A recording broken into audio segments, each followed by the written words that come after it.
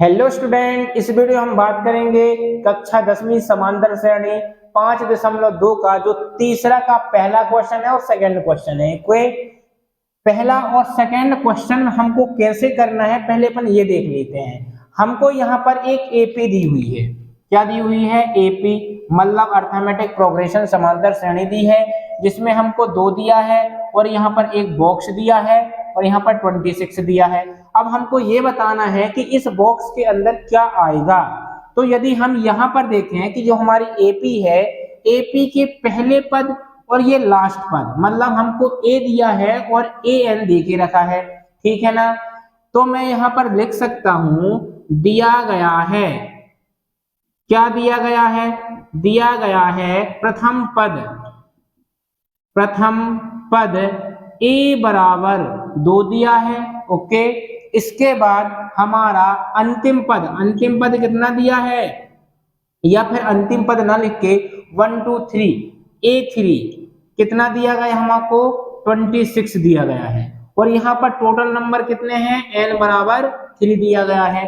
जब हमको इतनी चीजें दी गई हैं तब इसीलिए ए एन बराबर क्या होता है? a plus n minus 1 into d होता है, राइट। हमको क्या ज्ञात करना है? सेकेंड पद ज्ञात करना है, जिसमें से हमको दिया गया है प्रथम पद 2 दिया गया है, A3 कितना दिया गया है? 26 दिया गया है। ध्यान रखना, यदि ये तीसरा पद है तो n की संख्या कितनी रहेगी? 3 रहेगी। अब हमको कुछ भी नहीं करना है, इसमें जो वैल्यू दी है उसको पुट कर देना है, तो हमको क्या मिल जाएगा? n का मान d का मान मिल जाएगा। जब हमको सार्वधातुक d मिल जाएगा तो हमको A2 पद याद कर लेना है। और A2 कैसे करते हैं? A2 पद याद करने के लिए A1 प्लस डी को जोड़ देंगे तो क्या निकलाएगा? A2 निकलाएगा। ये सारी चीजें मैं यहाँ पर वेरीफाई करके बताऊंगा, बस देखते चलना। ओके, तो यहाँ पर AN है, AN का मान कितना है? 26, या फिर AN की जगह पर मैं यहाँ पर A3 लिखता हूँ। ए का मान हमको क्या दिया गया है? 2 दिया गया है, प्लस n का मान कितना दिया गया है? 3 माइनस 1। डी नहीं पता, इसलिए डी जो का त्यों लिख देते हैं। तीसरा पद कितना है हमारा? तीसरा पद है 26 बराबर 2 प्लस 3 माइनस 2 कितना हुआ? 2 इंटू डी। ये हमने डी जो का त्यों लिख दिया। अब 2 को इस तरफ पक्षांतर करेंगे तो 26 2 इस तरफ आएगा तो माइनस का 2 बराबर कितना हो जाएगा? 2d हो जाएगा, राइट। अब यहाँ पर क्या होगा थोड़ा सा देखना, मैं यहाँ पर 2d बराबर लेता हूं, 26 में से 2 जाएंगे तो कितना बचेगा? 24 बचेगा। तो d का मान कितना जाएगा? 24/2, 2 एकम 2 और 2 एकम 2, 2 दूनी 4, मतलब d का मान हमारा कितना आया? d का मान हमको मिल गया 12, ठीक है ना। जब हमको a का मान भी मिल गया, d का मान भी मिल गया, तो हमको ज्ञात क्या करना है? हमें ज्ञात करना था दूसरा पद। हमें दूसरा पद ज्ञात करना होता है, तो A2 बराबर हमें A2 ज्ञात करना है, तो हम लिख सकते हैं A प्लस डी। क्या लिखेंगे? A plus D. डी क्यों लिखेंगे? क्योंकि किसी भी पद में यदि हम सार्वधातुक जोड़ देंगे तो वो अगला पद मिल जाएगा। कैसे? इसको मैं पहले ज्ञात कर लेता हूं, फिर इसको वेरीफाई करता हूं। ओके, A2, A का मान कितना है हमारा? A का मान दिया है 2 और D का मान कितना दिया है? 12, मतलब A2 का मान हमारा कितना आ गया? 14 आ गया, ठीक है। तो यहाँ पर कितना आएगा A2 का मान? A2 का मान हमारा 14 आएगा।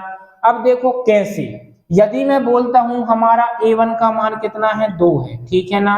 मेरे को A2 का मान ज्ञात करना होता तो यहाँ पर A2 लिखता। ए का मान 2 है और सार्वधातुक कितना है? D। तो हमको क्या मिलता है यहाँ पर? सार्वधातुक D का मान 14 है, तो यहाँ पर हमको D का मान 12 है, तो यहाँ पर कितना आया? 14। यदि A3 ज्ञात करना होता तो हम क्या करते?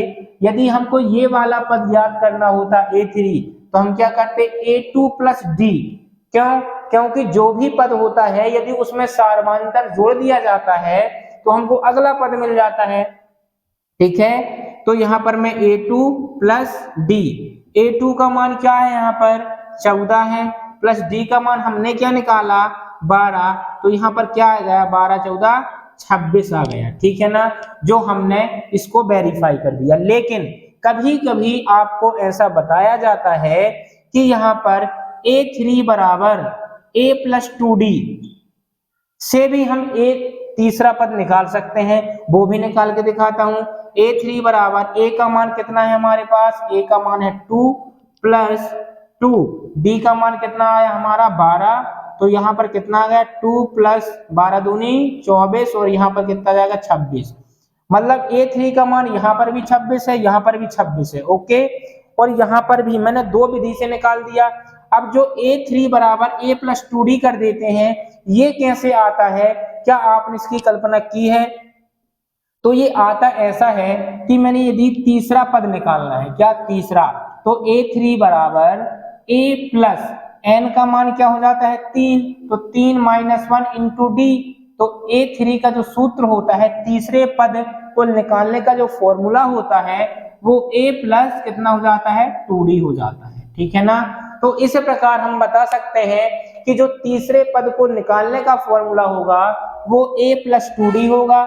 लेकिन हम तीसरा पद ऐसे भी निकाल सकते हैं कि A3 बराबर A2 plus D, A2 plus D मतलब यदि मैं बोलता हूं इसके बीच और इसके बीच, दोनों के बीच का अंतर समान होता है, तो जो भी पद होता है उसमें जोड़ देते हैं सार्वंतर को, तो वो तीसरा पद निकलाता है, ठीक है ना। तो हमने जो क्वेश्चन किया यहां से हमने स्टार्ट किया और यहाँ पर हमने डी निकाला, डी के बाद हमने A2 निकाला, तो A2 का मान ये 14 आ चुका है, ओके। इसके बाद हम उठाते हैं ये दूसरा क्वेश्चन, ठीक है। दूसरा क्वेश्चन थोड़ा सा देखना क्या कैसा कह रहा है, उसको भी हम बहुत अच्छे से देखेंगे।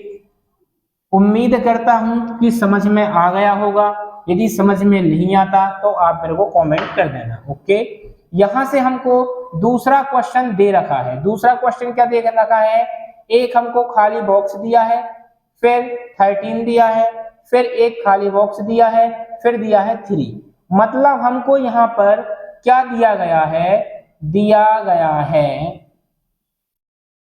गया है A2 बराबर 13 और हमको दिया गया है A4 बराबर 3। ये दो कंडीशन हमको दी गई है, राइट। और हमें ज्ञात क्या करना है, ज्ञात करना है हमको A1 फाइंड करना है और हमें A3 फाइंड करना है, राइट। अभी मैं बताया था आपको कि A2 पद का फॉर्मूला क्या होता है, तो A2 पद का फॉर्मूला क्या होता है, अभी मैं बताया था A प्लस 2D, ठीक है। A2 बराबर क्या होता है, A प्लस 2D होता है। ये कैसे आया, मैंने इसके पहले ही बताया था कि बेटा यहाँ पर an फॉर्मूला होता है, an के बाद A plus n minus 1 into d होता है। an यहाँ पर कितना है 2 है, मतलब A2 है, a ज्यों का त्यों, और दूसरा पद याद करना है, इसलिए n का मान कितना होगा 2 माइनस 1 इंटू डी बराबर A प्लस क्या हो जाएगा, यदि दूसरा बात याद करना तो A plus D, sorry A plus D, यहाँ पर A प्लस डी हो जाएगा, ठीक है ना। तो A2 हमको दिया गया है और दूसरे पद का जो फॉर्मूला होता है वो होता है A प्लस डी, मतलब कि यहाँ पर जो 2 होता है उसमें से एक माइनस कर दो तो उसके D के गुणांक में आ जाएगा, ठीक है ना। तो A2 प्लस बराबर A प्लस डी होगा। A2 का मान कितना दिया गया है 13 दिया गया है, A का मान पता ही नहीं है, तो A प्लस डी, ये इक्वेशन नंबर 1 बन गई, ठीक है ना। पुनः हम क्या लेते हैं, हमको दिया गया है A4 बराबर 3, तो जो A4 पद का फॉर्मूला होगा वो क्या होगा A प्लस 3D, क्या होगा A प्लस 3D होगा। A4 का मान कितना आएगा, A4 का मान आएगा 3, A प्लस 3D, ये हमारा क्या दूसरा समीकरण बन गया ना। तो समीकरण 1 व 2 को हम विलोपन विधि से हल कर सकते हैं, क्या कर सकते हैं, विलोपन विधि से हल कर सकते हैं। देखते हैं, यहां पर हम लिखेंगे समीकरण 1 व 2 को, समीकरण 1 व 2 को विलोपन विधि से हल करने पर समीकरण एक ये है, यहां पर लिख लो a प्लस डी बराबर कितना है, यहां पर 13 है। दूसरा क्या है, a प्लस 3d बराबर कितना दिया गया है हमारा 3। ओके, इसको यहां पर क्या लिख देंगे, घटाने पर, तो ये माइनस, ये भी माइनस, ये भी माइनस।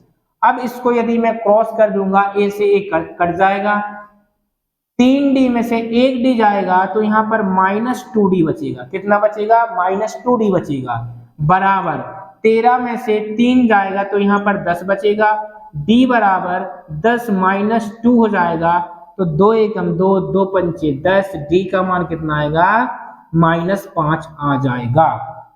ठीक है, यहां से हमने d का मान यदि फाइंड कर लिया, जो d का मान हमने क्या कर लिया, निकाल लिया कि d का मान 5 आया। यदि हमको a का मान निकालना है तो हम क्या कर लेंगे, d का मान समीकरण, d का मान कहां पर रखेंगे, समीकरण 1 में रखने पर, d का मान समीकरण 1 में रखने पर, तो समीकरण 1 क्या है, a प्लस डी बराबर कितना है हमारा 13 है। ओके, तो a d का मान -5 है, तो मैंने -5 रख दिया और यहाँ पर 13 रख दिया। ओके, यहाँ पर a बराबर कितना होगा, 13 + 5, तो a का मान हमारा क्या निकला, 18 निकला। कितना निकला, 18 निकला।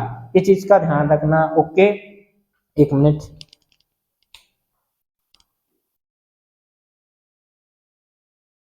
हाँ, तो हमने a का मान क्या निकाल लिया, 18 निकाल लिया। इसके बाद हम क्या करेंगे, थोड़ा सा यहाँ पर देखना। ठीक है, a का मान 18 है, तो जो हमारा ये a होता है, ये a1 होता है, ये a2 होता है, ये a3 होता है और ये a4 होता है। ठीक है ना, a1 का मान हमने निकाल लिया क्या, 18, राइट। अब हमको दूसरा पद, पहला पद तो मिल गया 18, दूसरा पद 13 है। अब तीसरा पद हमें निकालना है, तो हम a3 बराबर हम निकाल सकते हैं a2 + d। क्या निकालेंगे, a2 + d निकालेंगे, तो हमारा तीसरा पद निकल आएगा। ठीक है ना, तो a3 बराबर, a2 का मान कितना है, 13 है, d का मान हमने कितना निकाला था, -5 निकाला था। ठीक है, तो a3 बराबर कितना जाएगा, 8 आ जाएगा। 8 × 5 = 13 होता है। इसी प्रकार यदि मैं आपको वेरीफाई कर दूं कि a4 का मान कितना होगा, हमको दिया है कि a4 का मान 3 है, इसके बावजूद मैं a4 को वेरीफाई कर रहा हूं। ठीक है, तो a4 बराबर a3 + d होता है। ठीक है, क्या होता है, a3 + d। तो यहाँ पर a3 का मान कितना है, 8 है, और d का मान हमारा कितना है, d का मान हमारा 5 है। तो a4 बराबर कितना आएगा, हाँ यहाँ पर 3 आ जाएगा। ओ हाँ 3, सही। तो a4 का मान हमको क्या मिल गया, 3 मिल गया। इस प्रकार हम वेरीफाई हर जगह हो गए कि a1 का मान क्या आएगा, a2 का मान क्या आएगा, a3 मान क्या है, a4 मान क्या आएगा। ओके, इसके बाद जो भी क्वेश्चन है मैं आपको एक वीडियो में 2 या 3 क्वेश्चन दिया करूंगा, इसलिए क्योंकि वीडियो भी लंबी ना हो और आप पूरा सिस्टमेटिक तरीके से सीख भी लो। ओके, तो इस वीडियो को यहीं फिनिश करता हूं। वीडियो पसंद आए तो लाइक करें, शेयर करें, सब्सक्राइब करें। धन्यवाद।